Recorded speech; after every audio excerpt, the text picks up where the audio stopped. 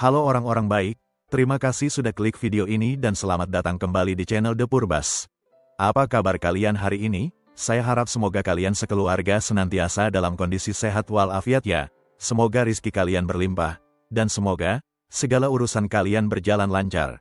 Kalau ada di antara kalian yang saat ini sedang sakit, saya doakan semoga lekas sembuh agar bisa segera beraktivitas kembali. Di video sebelumnya, saya sudah membahas sebuah kasus yang berasal dari negara Italia, tentang Melania Parolisi yang menjadi korban kekejaman suaminya yang tidak setia.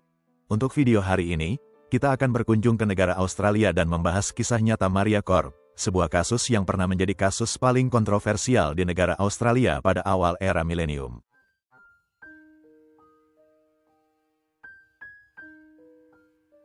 Maria Matilde lahir pada tanggal 14 Januari tahun 1955 di Pulau Madeira, yang terletak di Samudera Atlantik dan menjadi bagian dari negara Portugal.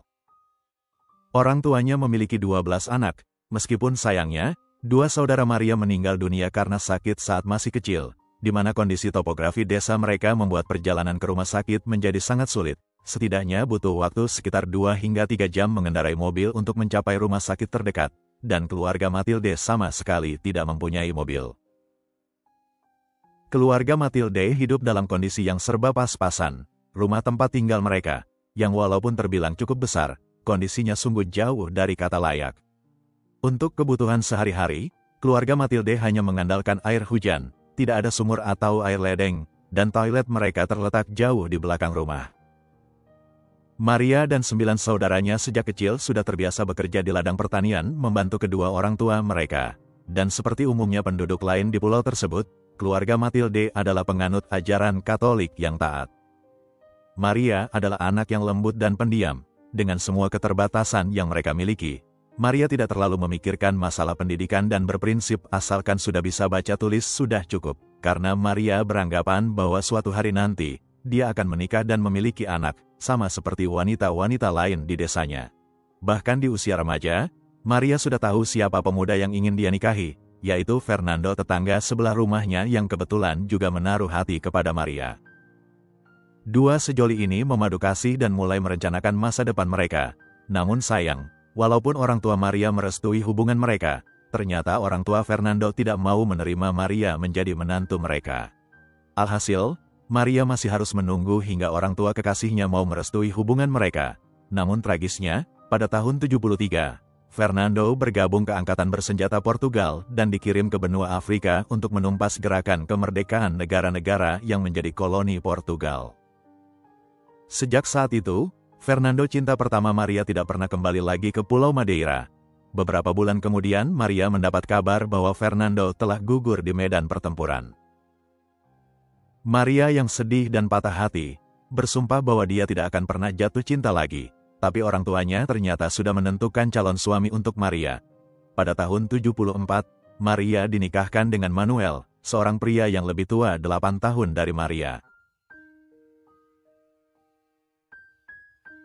1 tahun setelah mereka menikah, Manuel membawa Maria beremigrasi ke negara Australia, di mana pasangan muda ini selanjutnya menetap di pinggiran kota Melbourne. Bisa dikatakan, Manuel dan Maria merantau ke negeri asing hanya modal nekat saja. Tanpa ijazah pendidikan yang memadai dan dengan kemampuan bahasa Inggris yang terbatas, mau tak mau mereka harus menghadapi banyak tantangan di tahun-tahun awal menjadi imigran.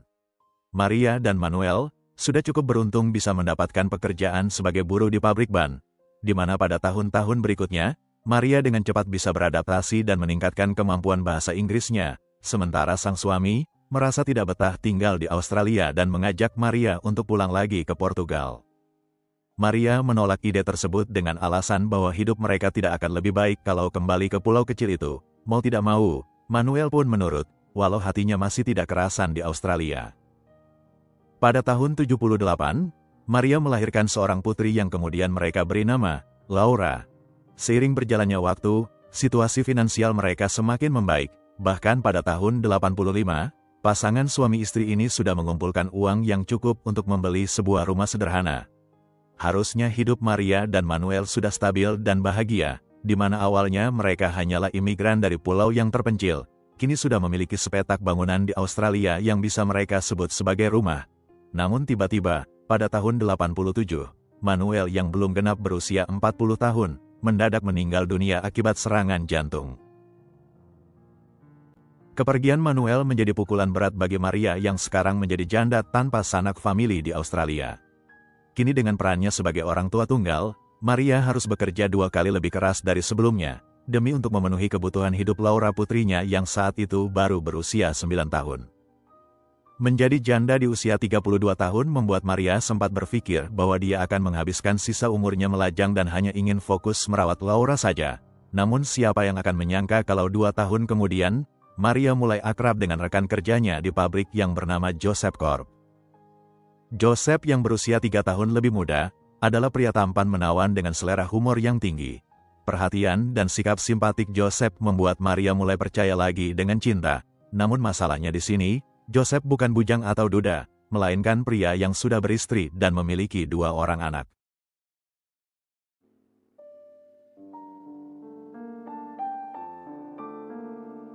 Joseph Corp lahir pada tanggal 4 Februari tahun 1958 di Melbourne dan menjadi anak ketiga dari 5 bersaudara.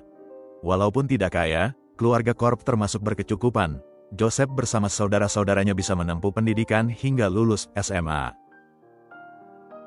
Beranjak remaja, Joseph bertransformasi menjadi pemuda yang lumayan tampan, karismatik, mudah bergaul dan populer di kalangan remaja lain di kotanya. Joseph juga cukup berprestasi di sekolah khususnya di bidang olahraga, dan nilai-nilai pelajarannya termasuk yang tertinggi di kelas. Namun demikian, Joseph tidak berminat untuk melanjutkan pendidikan ke jenjang universitas. Pada tahun 76, Joseph yang berusia 18 tahun memutuskan untuk bergabung ke Angkatan Darat Australia. Namun 10 bulan kemudian, Joseph dikeluarkan dari pendidikan prajurit, karena ternyata dia tidak mampu beradaptasi dengan aturan militer yang ketat dan penuh disiplin. Joseph suka mengeluh dengan kehidupan di asrama, dan dia sering bolos meninggalkan asrama tanpa izin untuk bertemu dengan kekasihnya, yaitu Leni. Pada tahun 77 setelah keluar dari pendidikan militer, Joseph langsung memutuskan untuk menikahi Leni, di mana saat itu, Joseph baru berumur 19 tahun sedangkan Leni masih berumur 17 tahun. Rupanya Joseph sudah bayar DP duluan sebelum menikah, karena baru 2 bulan setelah berumah tangga, Leni melahirkan anak pertama mereka, yaitu seorang bayi perempuan yang diberi nama Mia. Menyusul 3 tahun kemudian, putra mereka pun lahir dan diberi nama Stephen. Mereka menjalani kehidupan yang tenang di pinggiran kota Melbourne, di mana Joseph selanjutnya bekerja di pabrik ban, dan beberapa tahun kemudian, dia dipromosikan menjadi manajer. Dari luar, keluarga kecil ini terlihat harmonis dan bahagia. Kehidupan mereka juga seharusnya cukup stabil secara finansial dengan gaji Joseph sebagai manajer di pabrik. Namun rupanya, Joseph adalah sosok laki-laki yang kontrol freak, seorang kepala keluarga yang doyan mengatur semua hal di dalam rumah, termasuk juga mengatur gaya hidup serta penampilan Leni istrinya. Selain melarang istrinya untuk bekerja atau memiliki aktivitas di luar rumah, Joseph juga melarang Leni menggunakan makeup, bahkan dia jugalah yang menentukan baju mana yang boleh atau yang tidak boleh Leni pakai. Joseph berpendapat kalau Leni berpenampilan cantik dan menarik, maka pria lain akan mendekati istrinya dan Leni mungkin akan mengkhianatinya.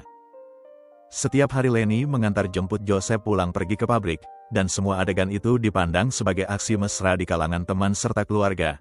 Joseph dan Leni sepertinya adalah pasangan yang saling mencintai satu sama lain. Akan tetapi, Joseph ternyata juga menebarkan benih-benih cintanya di luar pernikahan. Setelah menikahi Leni dan sebelum bertemu dengan Maria, Joseph memiliki banyak affair dengan wanita lain, dan aksinya ini sering dia banggakan kepada saudara-saudaranya. Setelah Manuel meninggal dunia, Joseph mulai memberi perhatian lebih kepada Maria yang menjadi bawahannya, dan Maria ternyata tidak mampu melawan godaan dari pria itu, walaupun dia sangat sadar bahwa Joseph sudah berkeluarga. Maria yang selama ini sangat taat dengan ajaran agamanya, menepis semua standar moral dan mulai menjalin hubungan gelap bersama Joseph. Tapi Maria tetap mendesak Joseph agar menceraikan Leni, dan Joseph setuju dengan syarat tersebut. Pada tahun 90, Joseph benar-benar menceraikan Leni. Selama ini Leni sudah paham bahwa suaminya tidak setia dan memiliki banyak affair di luar rumah, tapi dia sama sekali tidak menyangka kalau Joseph akan menceraikannya demi wanita lain. Di awal tahun 91, Joseph yang sudah mengantongi akta cerai, secara resmi menikahi Maria. Joseph selanjutnya pindah dan tinggal bersama Maria serta Laura yang sekarang menjadi anak tirinya, dan 3 tahun kemudian, Maria melahirkan anak pertama dan satu-satunya bersama Joseph, yaitu seorang putra yang mereka namai Demian.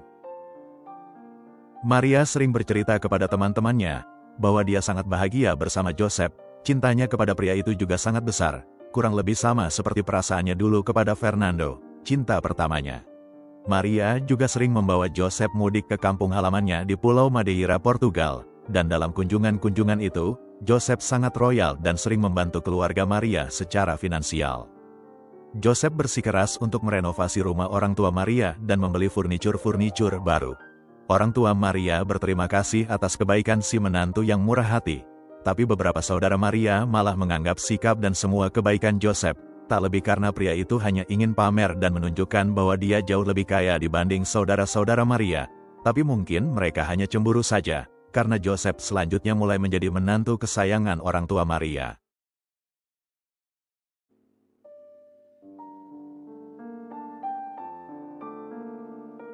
Di pernikahan pertamanya bersama Lenny, Joseph adalah seorang suami kontrol freak dan over dominan, tapi uniknya bersama Maria, Joseph lebih sering mengalah dan menjadi suami penurut.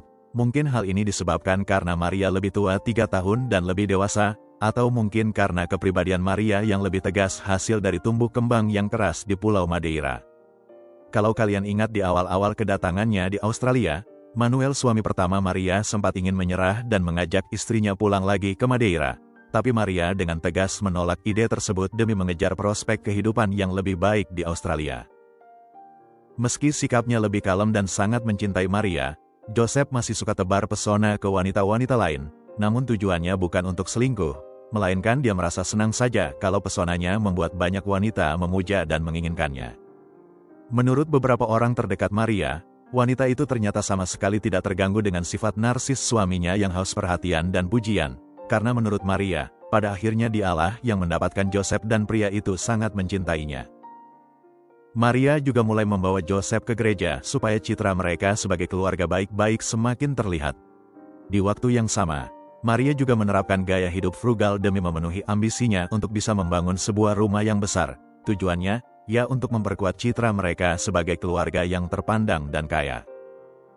Pada tahun 2003, impian Maria terwujud, di mana mereka berhasil membeli lahan yang luas, lalu membangun sebuah rumah besar dengan 5 kamar tidur, dilengkapi dengan ruang karaoke, bioskop pribadi, kolam renang, taman bunga yang indah, dan garasi yang muat untuk 3 mobil. Walaupun dia memang bertekad untuk memiliki rumah yang luas dan megah, Maria sejatinya tidak menyangka bahwa nasibnya di perantauan akan sesukses itu. Hidupnya kini sangat lengkap dan nyaris sempurna, di mana dia akhirnya memiliki rumah impiannya, memiliki suami yang sangat mencintainya, serta anak-anak yang cantik dan tampan. Tapi benarkah hidup Maria sebahagia dan sesempurna itu? Seperti yang sudah dijelaskan sebelumnya, seiring dengan meningkatnya status sosial mereka, Maria berusaha keras untuk membangun citra bahwa mereka adalah keluarga yang harmonis dan religius, di mana dia memaksa suami dan anak-anaknya agar berpartisipasi lebih aktif dalam kegiatan-kegiatan yang diadakan oleh gereja.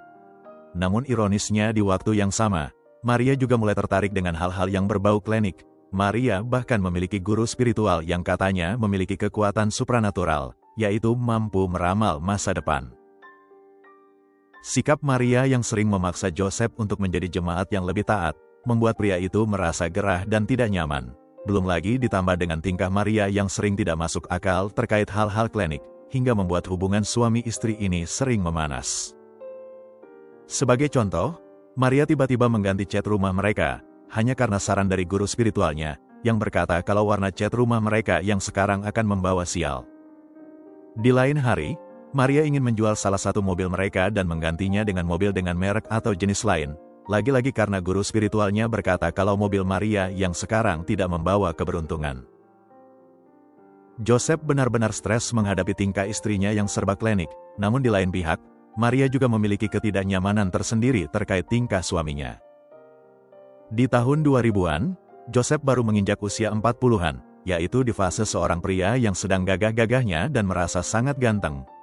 Usia Joseph yang relatif masih muda, membuat pria itu ingin minta jatah terus-menerus hampir setiap malam dengan istrinya, Ditambah lagi, Joseph suka bereksperimen dalam urusan di atas ranjang, menggunakan benda ini dan itu, gaya bercinta begini dan begitu. Sementara Maria, terus tenggelam dalam urusan gereja dan hal klinik dengan guru spiritualnya. Dia merasa tidak nyaman menuruti kemauan Joseph, hingga akhirnya Maria memutuskan agar mereka tidur di kamar yang terpisah. Sebuah keputusan yang membuat Joseph uring-uringan, dan selanjutnya, Joseph mencari pelampiasan di luar rumah. Joseph kemudian membuat akun di sebuah situs obrolan dan menulis info di profilnya, bahwa dia adalah seorang duda berusia 40 tahun yang memiliki perusahaan konstruksi. Dengan cepat profil Joseph dilirik oleh banyak wanita, baik itu yang masih gadis, yang sudah janda, bahkan wanita yang masih bersuami. Petualangan nafsu Joseph sudah dia mulai saat mereka masih membangun rumah besar itu, sampai akhirnya rumah tersebut selesai dan mereka pindah ke sana.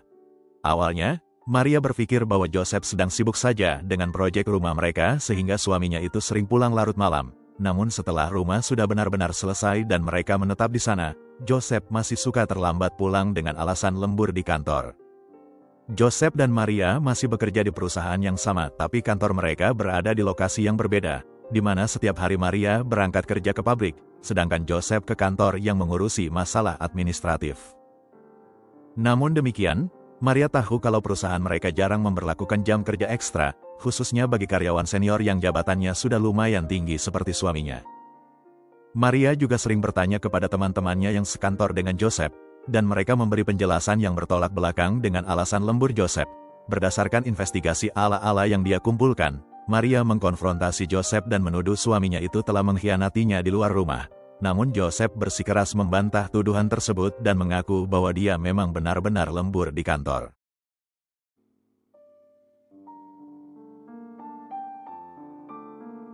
Pada bulan September tahun 2003, Maria menceritakan kecurigaannya terhadap Joseph kepada Laura, putri Maria yang sudah berumur 25 tahun, dan dengan bantuan Laura, Maria berhasil mengumpulkan sejumlah bukti, antara lain histori chatting Joseph di internet, juga print out penggunaan kartu kreditnya yang sering Joseph gunakan untuk membayar tagihan di restoran dan hotel.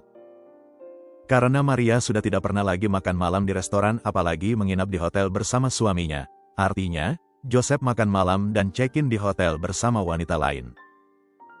Dengan bukti-bukti ini, Joseph sudah tidak bisa mengelak lagi dan akhirnya mengakui kenakalannya di luar rumah. Tapi di waktu yang sama, Joseph menuding balik istrinya dan berkata bahwa semua ini adalah kesalahan Maria. Menurut Joseph, setahun terakhir Maria sibuk dengan dirinya sendiri dan mengabaikan Joseph. Kalau sedang tidak bekerja, Maria menghabiskan waktu dengan urusan gereja, membaca Alkitab, atau teleponan dengan saudara-saudaranya di Portugal. Awalnya Maria ingin mengakhiri pernikahannya bersama Joseph tapi agamanya melarang keras perceraian, alhasil demi memperbaiki rumah tangganya, Maria memaafkan Joseph dan berjanji bahwa dia juga akan berubah. Sejatinya di dalam hati, Maria sadar bahwa tudingan Joseph ada benarnya, di mana Maria sudah terlalu lama mengabaikan Joseph dan tidak menjalankan kewajibannya sebagai istri. Sebagai bentuk komitmen demi memperbaiki hubungan mereka, Maria pergi ke salon untuk merubah gaya rambutnya, membeli pakaian-pakaian baru agar lebih modis dan sesuai dengan selera suaminya, mengurangi kesibukannya di gereja dan meluangkan lebih banyak waktu untuk suaminya. Tapi rupanya semua perubahan itu tidak berdampak apa-apa, Joseph masih saja sering terlambat pulang ke rumah. 1 tahun berlalu, pada tanggal 24 Desember tahun 2004, Joseph tidak pulang ke rumah saat anak-anak dan istrinya sedang sibuk mempersiapkan Natal. Maria sudah tidak bisa lagi membendung kemarahannya. Dia lempar semua baju dan barang-barang milik Joseph keluar rumah. Setelah itu dia kunci pintu dari dalam. Keesokan harinya, Joseph pulang dan baru menyadari bahwa pernikahannya sudah benar-benar berada di ujung tanduk. Jadi selama 1 tahun lebih sejak pertengkaran mereka dulu, Joseph masih terus menikmati petualangan nafsunya karena dia yakin kalau Maria tidak akan pernah menceraikannya. Walaupun memang tidak menginginkan perceraian, Maria bersikeras bahwa mereka sudah tidak bisa lagi hidup bersama di bawah satu atap. Jadi Maria mengusir Joseph dan mempersilahkan pria itu untuk tinggal di rumah salah satu selingkuhannya. Joseph menangis dan berlutut minta maaf. Dia mengaku salah dan sudah sadar sesadar-sadarnya. Joseph berjanji bahwa dia akan berubah dan tidak akan pernah lagi mengkhianati Maria. Air mata Joseph membuat Maria tergugah dan percaya. Hingga wanita 49 tahun ini pun mau memberi suaminya satu kesempatan lagi. Kepada keluarganya dan Laura putrinya, Maria bercerita bahwa Joseph sepertinya sudah berubah dan situasi di antara mereka semakin membaik, tapi kurang lebih 1,5 bulan kemudian, sebuah insiden yang buruk menimpa Maria.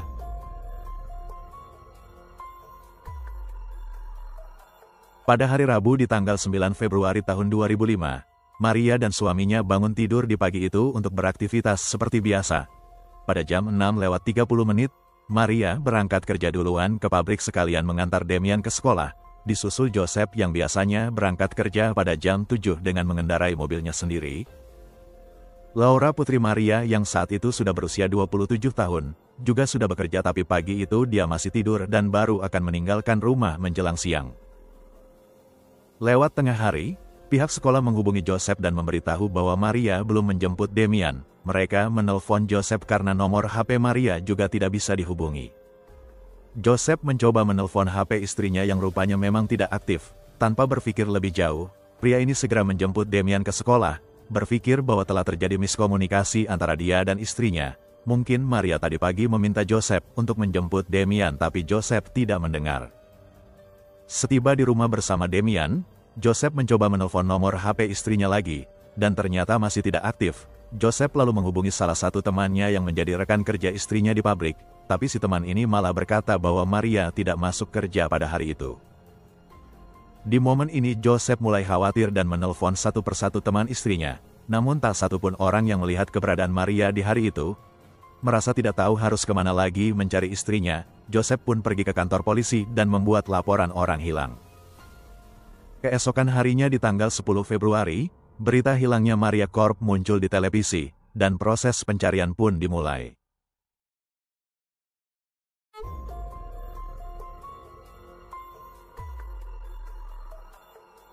Pada tanggal 13 Februari tahun 2005, mungkin sebagian warga Melbourne sedang memikirkan kado apa yang akan mereka berikan kepada kekasih atau pasangan di hari Valentine besok, namun sebagian besar dari warga di pinggiran kota masih disibukkan dengan berita hilangnya Maria Korp, yang belum ditemukan sejak 4 hari yang lalu. Sekitar jam 7 di hari Minggu pagi itu, seorang pria parubaya yang bertugas sebagai pengurus Taman Makam Pahlawan Kota Melbourne, melakukan pemeriksaan terhadap tangki air di taman. Setelah selesai mengerjakan tugasnya, pria ini memutuskan untuk duduk di bangku taman sambil menikmati kopinya. Pandangan mata si penjaga taman ini lalu tertuju pada sebuah mobil Mazda merah tua yang terparkir tak jauh dari tempat dia duduk. Tiba-tiba dia ingat dengan berita yang dia tonton di televisi semalam, perihal hilangnya seorang wanita yang sudah beberapa hari belum ditemukan. Berdasarkan berita itu, si wanita hilang disebutkan mengendarai mobil Mazda berwarna merah tua. Merasa penasaran, pria penjaga taman mendekati mobil tersebut dan mendapati tidak ada siapa-siapa di dalam mobil itu. Tapi pada bagian jok depan di sebelah kursi pengemudi, ada banyak kertas yang berantakan dan sepotong roti yang sudah berjamur. Si penjaga taman kemudian menelpon layanan darurat 112 untuk mengkonfirmasi nomor plat kendaraan si wanita yang hilang, dan nomor plat kendaraan yang dia temukan ternyata cocok. Mobil ini adalah mobil milik Maria Korp yang sedang dicari polisi. Sekitar jam 1 siang, polisi dan petugas forensik sudah tiba di TKP untuk memeriksa mobil dan mencari petunjuk apapun terkait kasus hilangnya Maria. Awalnya mereka berasumsi bahwa Maria meninggalkan mobilnya di lokasi itu. Selain kondisi jok bagian depan yang berantakan, mobil Maria tidak mengalami kerusakan apa-apa dan dalam keadaan terkunci. Namun para petugas ini mendapati temuan yang mengejutkan saat mereka membuka bagasi belakang, di mana wanita yang mereka cari selama 3 hari terakhir, terbaring meringkuk di dalam bagasi mobil dengan kondisi wajah yang sangat pucat. Maria tidak bergerak dan seperti orang yang sudah meninggal. Namun saat salah satu petugas menyentuh badannya, tiba-tiba Maria membuka matanya dan menarik nafas sangat dalam. Maria ternyata masih hidup. Dia menjerit panik selama beberapa detik lalu kembali pingsan tak sadarkan diri. Polisi segera melarikan Maria ke rumah sakit untuk mendapatkan pertolongan. Musim panas di Australia biasanya jatuh pada bulan Desember hingga bulan Februari. Dengan kata lain, Maria sudah terkurung di bagasi mobilnya selama beberapa hari, dalam kondisi kepanasan tanpa makan dan minum. Dokter yang merawatnya memastikan bahwa Maria mengalami dehidrasi parah, terdapat cedera benda tumpul di kepalanya, dan yang lebih mengkhawatirkan, Maria mengalami kerusakan otak akibat kurangnya suplai oksigen. Maria berada dalam kondisi koma dan dipasang alat bantu kehidupan. Di saat yang sama, detektif masih harus mengungkap siapa orang yang bertanggung jawab atas kondisi Maria yang memprihatinkan. Secara umum, Maria adalah seorang istri dan ibu rumah tangga yang menjalani hidup yang tenang dan stabil di pinggiran kota, aktif di gereja dan memiliki pekerjaan yang tetap selama puluhan tahun, dan memiliki lingkaran pertemanan yang kecil tapi akrab.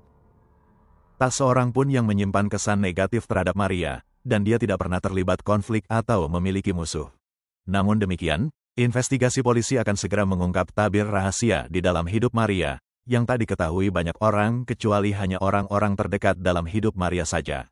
Lalu apa yang sebenarnya terjadi pada Maria di hari saat dia menghilang, dan akankah nyawanya berhasil diselamatkan?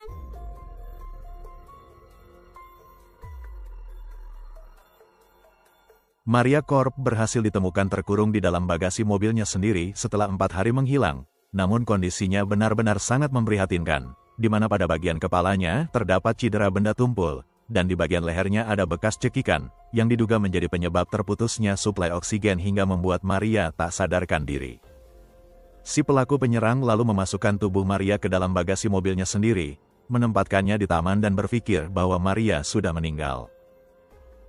Dokter yang menangani Maria hanya memberikan kemungkinan sebesar 25% untuk Maria bertahan hidup, karena selama 4 hari, otak Maria tidak mendapatkan suplai oksigen yang cukup.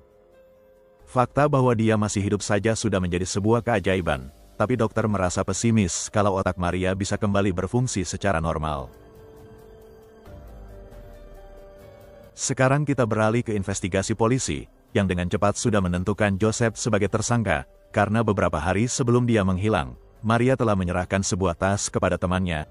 Tas tersebut penuh dengan bukti-bukti perselingkuhan suaminya, dan tak lupa Maria menyelipkan sebuah catatan atau surat yang bertuliskan bahwa jika terjadi sesuatu terhadapnya, maka Joseph adalah orang yang bertanggung jawab. Lalu bagaimana Maria bisa tahu kalau sesuatu yang buruk akan terjadi padanya? Tak lain tak bukan adalah dari si paranormal alias guru spiritual Maria, yang sebelumnya sudah memberitahu Maria bahwa dia dalam bahaya, dan sebuah kejadian tragis akan menimpanya.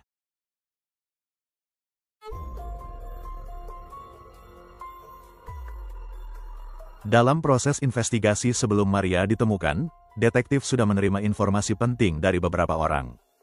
Yang pertama, salah satu saudara Maria datang dari Portugal ke Australia dan memberikan info kepada detektif, bahwa beberapa hari sebelumnya, dia dan Maria ngobrol panjang lebar via sambungan telepon, di mana Maria bercerita kalau dia mendapati bahwa Joseph masih saja berselingkuh. Maria mengaku bahwa dia sudah tidak tahan lagi menghadapi ketidaksetiaan suaminya, dan dengan terpaksa dia akan mengajukan gugatan cerai secara sipil walaupun harus menanggung rasa malu yang besar dan menerima cibiran dari jemaat gereja. Informasi berikutnya detektif dapatkan dari Laura putri Maria, yang mengaku bahwa pada dini hari di tanggal 9 Februari, Laura sempat terbangun dari tidurnya karena merasa mendengar suara teriakan sang ibu. Laura keluar dari kamarnya dan bertemu dengan Joseph, di mana pria itu berkata bahwa tadi Maria mengalami mimpi buruk, tapi sekarang kondisinya sudah tenang dan Maria sudah kembali tidur. Mengingat kejadian tersebut, Laura bercerita kepada detektif bahwa mungkin saat itu Joseph sedang menyerang ibunya. Adik Joseph yang tak lain adalah saudara ipar Maria juga turut menyuarakan kecurigaan terhadap kakak kandungnya sendiri, karena Joseph pernah bercerita bahwa dia ingin menceraikan Maria, tapi dia tidak mau berbagi harta gono gini dengan wanita itu. Saat polisi masih melakukan investigasi pencarian terhadap Maria, adik Joseph mendatangi kantor polisi dan meminta detektif untuk menyelidiki saudaranya secara lebih seksama.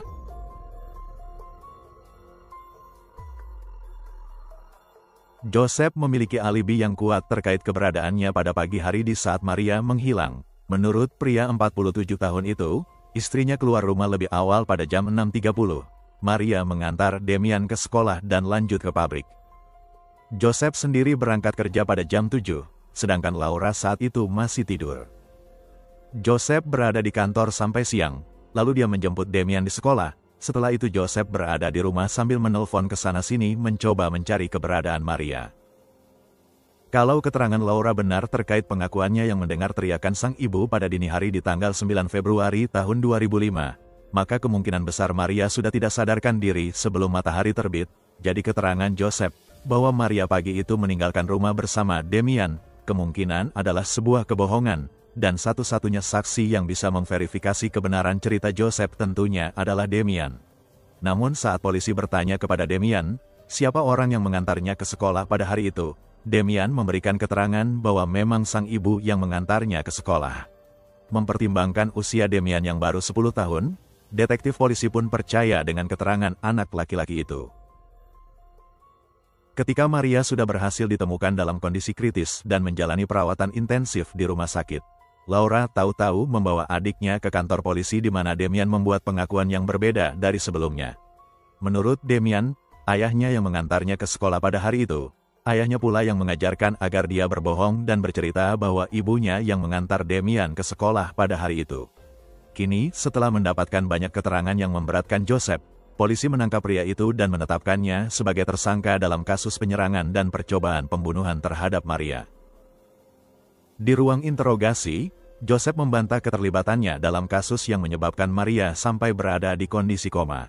Alih-alih mengaku sebagai pihak yang bertanggung jawab, Joseph malah menyebut sebuah nama yang menjadi pelaku sebenarnya. Dia adalah Tania Herman, wanita yang menjadi selingkuhan Joseph selama ini. Tania adalah wanita asli Australia yang lahir pada tahun 66, yang artinya, dia lebih muda 8 tahun dari Joseph. Sejatinya Tania berasal dari keluarga kaya dan terhormat di salah satu kota di negara bagian Victoria, di mana dia dan 3 saudaranya menuntut ilmu di sekolah Katolik. Lulus SMA, Tania lanjut mengambil kursus menjahit karena dia sangat suka dengan dunia mode, utamanya yang berkaitan dengan gaun pengantin. Pada tahun 87, Tania menikah di usia 21 tahun. Akhirnya dia berkesempatan untuk memakai gaun pengantin yang dia jahit sendiri.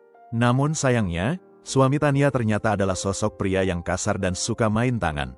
Tania mengalami keguguran di kehamilan pertamanya, dan tak lama setelah itu dia memutuskan untuk bercerai.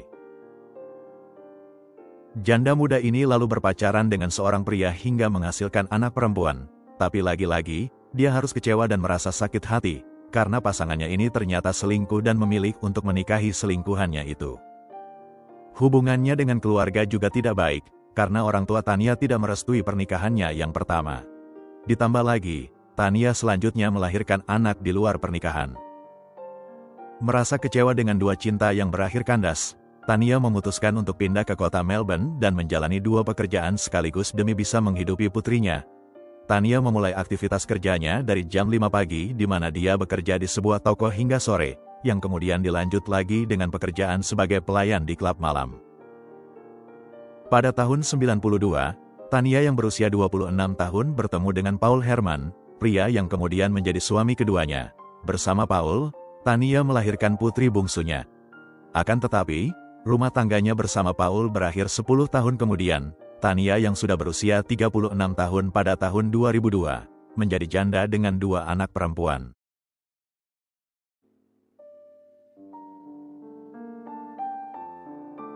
Tania harus kembali bekerja keras untuk memenuhi kebutuhan 2 putrinya dengan menjadi babysitter.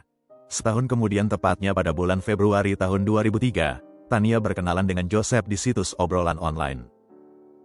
Joseph mengaku bahwa dia adalah pria yang sudah menikah, tapi pernikahannya bermasalah dan dia sedang menjalani proses sidang cerai dengan istrinya. Joseph juga mengaku kalau dia punya 2 anak, padahal sejatinya dia punya 3 anak, 2 anak dari Lenny dan 1 anak dari Maria.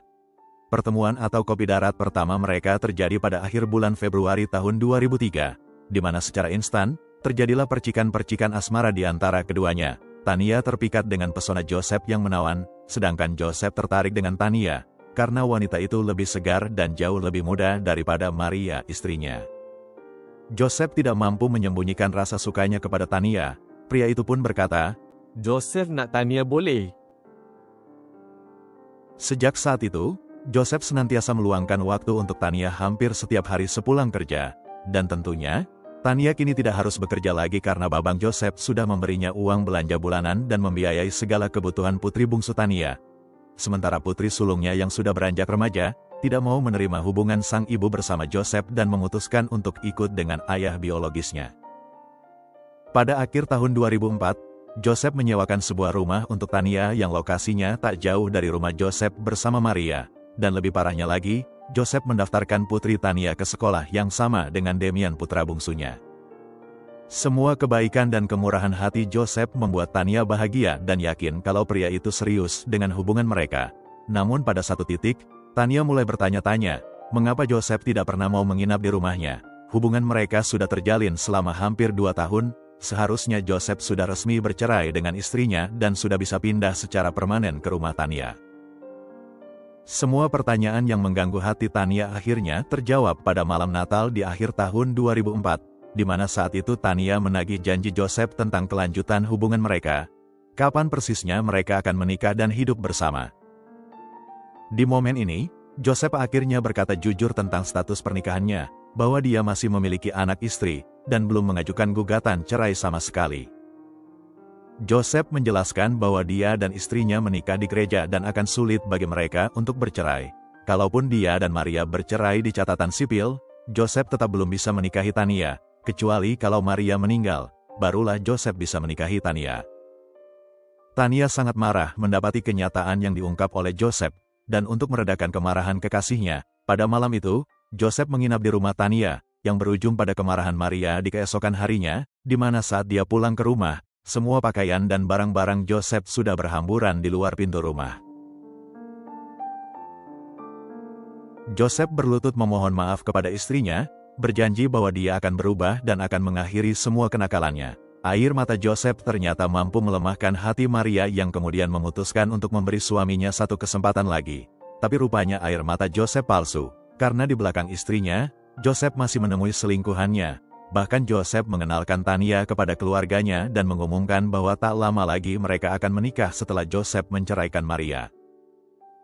Kurang ajarnya di sini, selain satu orang adik laki-lakinya, seluruh anggota keluarga yang lain mendukung hubungan Joseph bersama Tania, karena sejak awal mereka sudah tidak suka dengan Maria yang menjadi pelakor hingga menyebabkan perceraian antara Joseph dan Leni.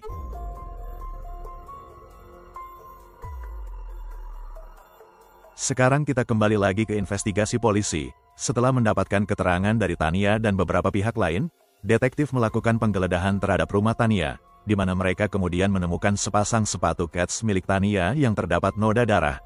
Pemeriksaan di laboratorium mengkonfirmasi bahwa darah tersebut cocok dengan DNA Maria.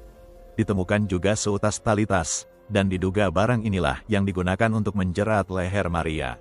Berdasarkan bukti ini, detektif langsung menangkap Tania dan mendudukkannya di ruang interogasi.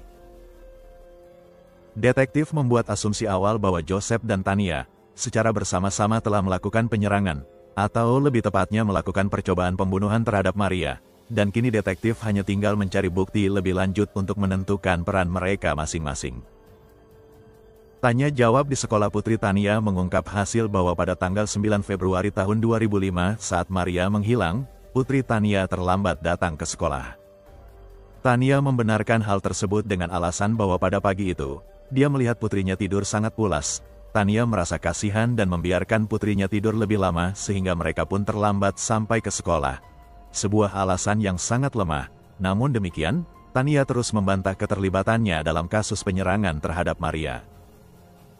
Entah saat itu Tania sedang melindungi dirinya sendiri atau sedang melindungi kekasihnya, namun yang pasti, Joseph sama sekali tidak berniat untuk pasang badan melindungi Tania. Di ruang interogasi yang berbeda, pria ini menuding Tania sebagai orang yang telah menyerang istrinya. Menurut Joseph, dia sudah mengakhiri perselingkuhannya dengan wanita itu. Tapi rupanya Tania tidak bisa menerima keputusannya dan malah berbuat nekat.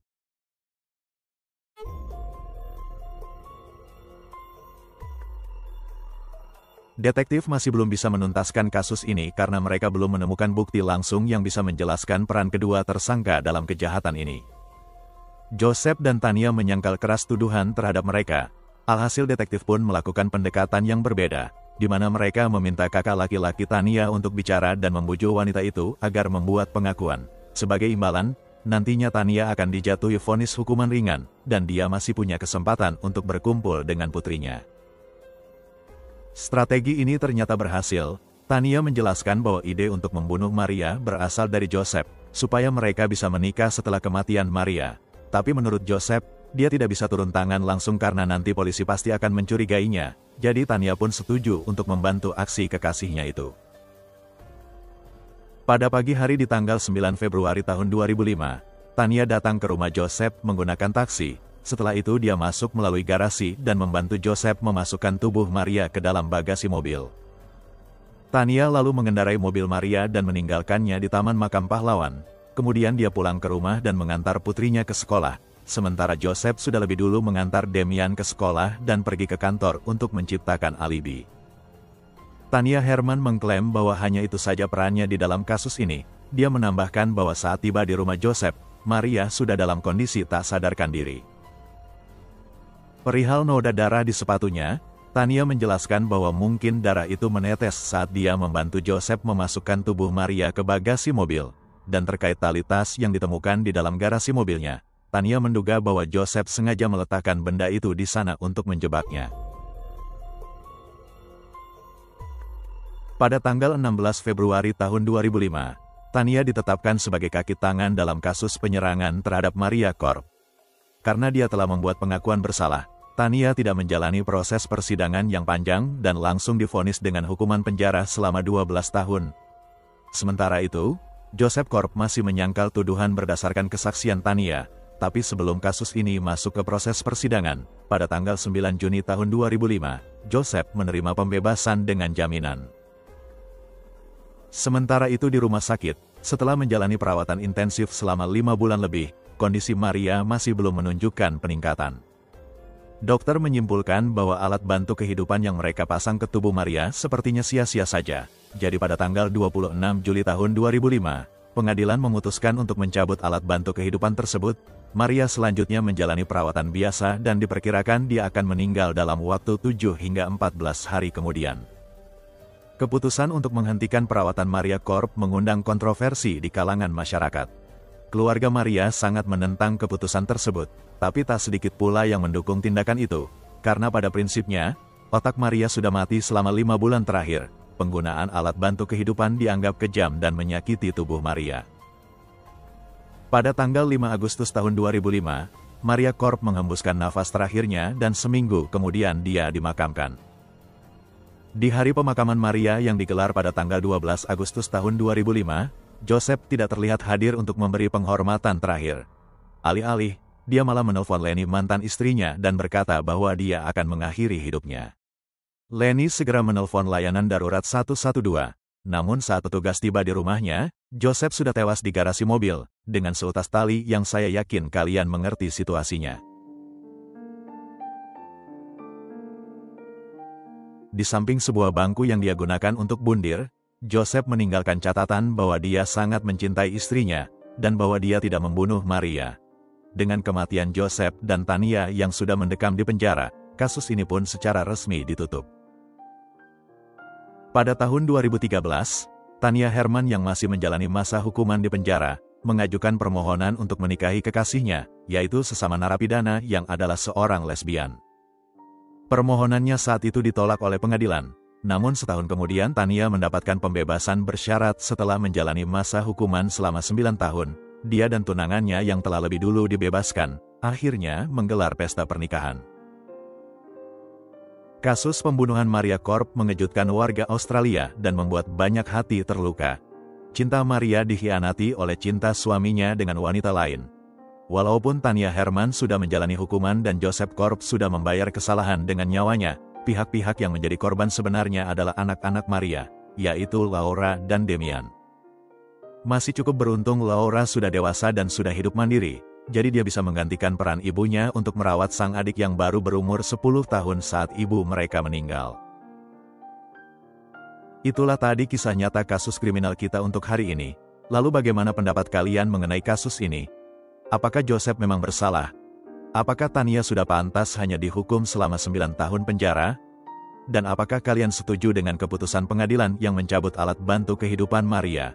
Coba sampaikan pendapat kalian di kolom komentar. Terima kasih sudah menonton video ini hingga selesai. Jaga kesehatan selalu, dan sampai jumpa lagi di kisah nyata kasus kriminal berikutnya, dari channel The Purbas.